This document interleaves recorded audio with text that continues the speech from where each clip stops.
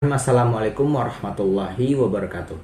Perkenalkan, nama saya Syarana Mufti dengan NIM 210504041. Baik, di sini saya akan memaparkan tugas atau hasil tugas video konten digital saya, yaitu dengan judul penanaman modal. Sebelum itu, saya berterima kasih kepada Bu Marniarani karena telah memberikan tugas ini kepada saya sehingga saya menambah ilmu serta pengetahuan saya. Baik, di sini saya membahas tentang perusahaan go public dan pasar modal. Istilah perusahaan go public di Indonesia itu telah diatur dalam Undang-Undang Nomor 40 Tahun 2007 tentang perseorangan terbatas, yaitu perusahaan go public dalam Undang-Undang UU PT yang disebut sebagai perseorangan terbuka. Jadi dalam pasal 1 angka 7 UU PT itu menentukan bahwa perusahaan ini terbuka, yaitu persoalan publik atau persoalan yang melakukan penawaran umum saham. Suatu persoalan terbuka dan harus memenuhi kriteria sebagai berikut. Yang pertama, persoalan terbuka adalah persoalan yang memenuhi kriteria jumlah pemegang saham dan modal yang disebut sesuai dengan ketentuan peraturan perundang-undangan yang dibilang pasar modal pasal 1 angka UU PT. Yang ke B, perusahaan publik adalah perseorangan yang saham yang telah dimiliki sekurang-kurangnya 3 miliar rupiah atau jumlah pemegang saham dan modal yang disetor itu yang ditetapkan dengan peraturan pemerintah, yaitu berdasarkan pasal 1 angka 22 UU PM. Jadi kegiatan pasar modal di Indonesia ini telah diatur dalam Undang-Undang Nomor 8 Tahun 1995, yaitu tentang pasar modal atau biasa disebut dengan UU PM. Jadi dalam kegiatan perdagangan di pasar modal ini ada beberapa pelaku yang memiliki perannya masing-masing, yaitu yang pertama ini ada pelaku investasi, itu berisikan tentang investor perorangan.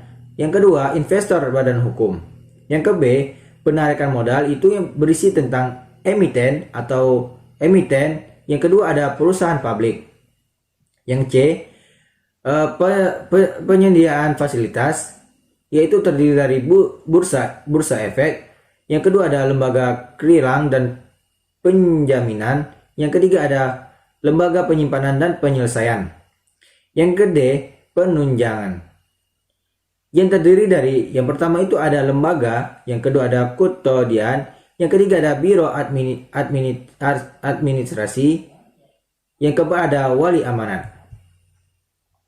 Yang ke E ada profesi, yaitu berisi tentang akuntansi publik, konsultasi hukum, perusahaan pernilai, notaris. Yang ke F, pengatur emisi dan transaksi, ini juga terdiri dari yang pertama ada pinjaman, yang kedua ada perantara pedagang efek. Yang G, pengelolaan modal dan investasi, itu terdiri dari yang pertama ada manajer investasi, yang kedua ada penasihat investasi perorangan, yang ketiga ada penasihat investasi berbentuk perusahaan, dan yang keempat ada reksadana. Baik, di sini saya akan memasuki materi yang kedua, yaitu ada penanaman modal dalam negeri dan penanaman modal asing. Jadi, penanaman modal sebelum diatur dalam undang-undang yang terpisah, penanaman modal ini yang di dalam negeri ini telah diatur dalam undang-undang, yaitu dalam Undang-Undang Nomor 6 Tahun 1968 tentang penanaman modal di dalam negeri. Penanaman modal asing juga diatur dalam Undang-Undang Nomor 1 Tahun 1967 tentang Jadi, penanaman modal asing itu diatur dalam Undang-Undang Nomor 1 Tahun 1967, itu tentang penanaman modal.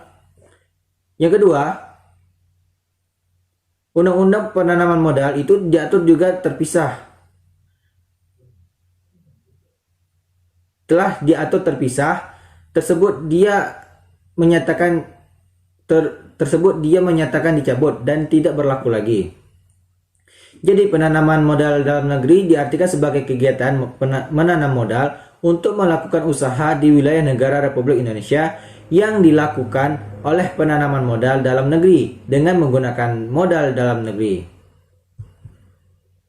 Baik, di sini fasilitas yang diberikan oleh pemerintah kepada penanaman modal itu juga termasuk di dalam penanaman modal negeri, yaitu berupa tentang yang pertama ada pajak penghasilan melalui pengurangan penghasilan neton sampai ke tingkat tertentu terhadap jumlah penanaman modal yang dilakukan dalam waktu tertentu. Yang ke B, pembebasan atau keringanan biaya masuk atau impor barang, modal, bensin atau peralatan untuk keperluan produksi yang belum diproduksi di dalam negeri. Yang ke C, pembebasan atau penangguhan pajak pertambahan nilai atas impor barang modal atau mesin atau peralatan untuk keperluan produksi yang belum dapat diproduksi, yaitu di dalam negeri selama jangka waktu tertentu. Yang ke D, pembebasan atau keringanan biaya masuk bahan baku atau bahan penolong untuk keperluan produksi untuk jangka waktu tertentu dan persyaratan tertentu. Yang ke E, penyusunan atau amortisasi yang dipercepat. Yang ke F, keringan pajak bumi dan bangunan khususnya untuk bidang usaha tertentu pada wilayah atau daerah atau kekuasaan tertentu. Baik, di sini ada unsur-unsur PMA. Yang pertama itu ada subjeknya asing, yang kedua ada modalnya asing. Jadi, bentuk hukum perusahaan ini wajib berbentuk perseorangan terbatas yang berdasarkan hukum Indonesia dan berkedudukan di dalam wilayah negara Republik Indonesia, kecuali ditentukan lain oleh undang-undang. Perusahaan penanam modal juga dapat melakukan merger.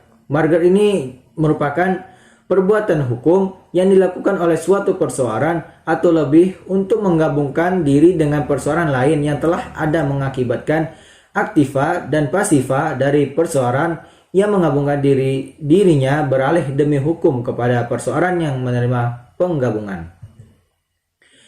Baik, di sini berdasarkan pasal 26 ayat 1 Perka BPPM 12/2009, penggabungan perusahaan ini dapat dilakukan dengan cara yang pertama antar perusahaan penanam modal asing, yang kedua ada antar perusahaan dengan penanam modal dalam negeri, yang ketiga ada antara perusahaan penanam modal asing dan perusahaan penanam modal dalam negeri.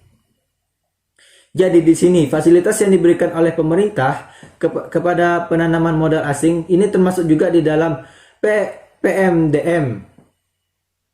PMDM ini juga dapat berupa yang pertama ada hak atas tanah, yang kedua ada hak guna usaha dapat diberikan dengan jumlah 95 tahun dengan cara dapat diberikan dan diperpanjang di muka sekaligus selama 60 tahun dan dapat diperbarui selama 30 tahun. Yang ketiga, hak guna bangun ini dapat juga diberikan dengan jumlah 80 tahun dengan cara dapat diberikan dan diperpanjang di muka sekaligus selama 50 tahun dan dapat diperbarui lagi selama 30 tahun. Yang keempat, yaitu hak pakai ini dapat juga diartikan dengan jumlah, yaitu dengan jumlah 70 tahun dengan cara dapat diberikan dan diperpanjang di muka sekaligus selama 45 tahun dan dapat diperbarui lagi selama 20 tahun. Baik, sekianlah hasil presentasi saya. Jika ada kekurangan dan kesalahan, saya mohon maaf. Saya tutup. Wabillahi taufiq wal hidayah. Assalamualaikum warahmatullahi wabarakatuh.